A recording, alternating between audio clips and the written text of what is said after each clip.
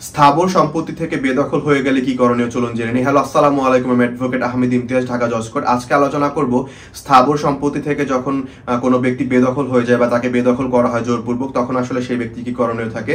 তো আমাদের আশেপাশে প্রায় এই ঘটনা দেখা যায় এবং এটা একটা খুবই কমন ঘটনা, প্রচলিত ঘটনা যে আমরা একটা সম্পত্তির দখলে আছি, আমাদের সেই সম্পত্তির সত্তা আছে অর্থাৎ টাইটেল আছে, আমরা সেই সম্পত্তিতে এন্টাইটেল, তারপর আমাদেরকে বা দেখা যায় আমাদের এন্টাইটেল না, তারপর আমরা দখলে আছি, পর আমাদেরকে সেখান থেকে উচ্ছেদ করে দেয় বা আমাদেরকে বেদখল করে দেয় জোরপূর্বক। তো আসলে সেরকম পরিস্থিতিতে আমাদের কি করণীয় থাকে।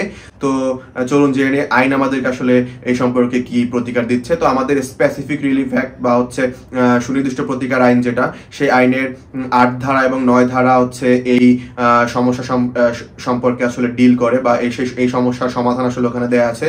তো ৮ ধারায় বলা আছে, আপনি যদি একটা সম্পত্তিতে এন্টাইটেলড হন, অর্থাৎ আপনার যদি সত্তা থাকে, আপনি যদি মালিক হন, মালিকানার প্রমাণ থাকে, সেই প্রমাণ সেটা থাকা সত্ত্বেও যদি আপনাকে বেদখল করে দেয়, তাহলে আপনি ৮ ধারায় মামলা করতে পারবেন। তো এরকম প্রমাণ যদি না থাকে তাহলে আপনি হচ্ছে ৯ ধারায় করতে পারবেন। অর্থাৎ আপনি যদি সম্পত্তিতে আপনার টাইটেল না থাকে, আপনি শুধু দখলদার হন সম্পত্তিতে, যেমন উদাহরণস্বরূপ বলা যেতে পারে ভাড়াটিয়ার ক্ষেত্রে, যদি ভাড়াটিয়ার ক্ষেত্রে হয় বা এরকম হয় যে কোনো ব্যক্তি আসলে দখলে আছে কিন্তু তার আসলে ওই টাইটেল নাই, তাহলে সে ৯ ধারায় মামলা করবে। তো ৮ ধারা মামলা করার ক্ষেত্রে আপনাকে অবশ্যই ওই সম্পত্তিতে এন্টাইটেল হতে হবে, এটা হচ্ছে প্রথম কথা। এবং আপনাকে ৮ ধারা মামলা করার পাশাপাশি ৪২ ধারা একটা মামলা করতে হবে, যেটা হচ্ছে সত্য ঘোষণার মামলা। তো সত্য ঘোষণা মামলা প্লাস ৮ ধারা দখল পুনরুদ্ধার মামলা, এটা একসাথে যায়।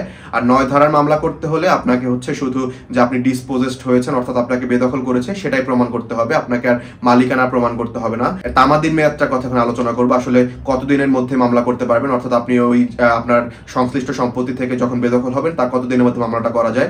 ৮ ধারার ক্ষেত্রে, অর্থাৎ আপনি যদি এন্টাইটেলড হন, আপনার টাইটেল থাকে, সেক্ষেত্রে কিন্তু আপনার মামলা করার তামাদি মেয়াদ হচ্ছে ১২ বছর, অর্থাৎ আপনাকে যখন যেদিন থেকে বেদখল করেছে সেদিন থেকে ১২ বছরের মধ্যে আপনি চাইলে মামলা করতে পারবেন। এটা আমাদের তামাদি আইনের বিধান। আর হচ্ছে আপনি যদি ৯ ধারার মামলা করতে চান, সেক্ষেত্রে আপনাকে যেদিন থেকে বেদখল করেছে সেদিন থেকে আপনি ৬ মাসের মধ্যে হচ্ছে মামলা করতে পারবেন। তো এই ছিল আমার আজকে আলোচনার টপিক। সকলে ভালো থাকবেন, সুস্থ থাকবেন, সতর্ক থাকবেন। আসসালামু আলাইকুম।